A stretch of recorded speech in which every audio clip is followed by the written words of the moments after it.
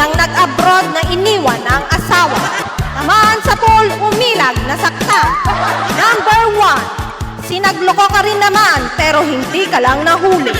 Magaling magtago ng sekreto, 5 account ang kanyang social media. 1 sa pamilya, 4 sa chat lovers niya. Number 2, nilisan ang bansang sinilangan para sa pangarap ng pamilya, habang ikaw ay nagsasakripisyo at nangangarap para sa pamilya. Yung asawa niya nangarap na pala sa iba.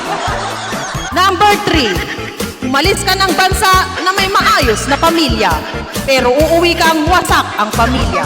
Katulad ng salamin, pag nabasag, mahirap nang buuin. At ang masakit pa doon, walang bang-bang.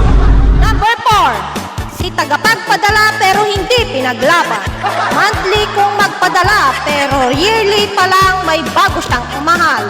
Padala ng padala pero may iba na palang binubuhay ang kanyang asawa. Number 6, si biyahing dolo.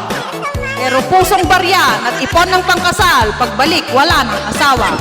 Kumabilang bahay na. Number 5, si maling pinakasalan, ibang nakinaba. Lahat ng luho niya, ikaw ang tumustos. Pero yung kasamang tumanda, ibang tao.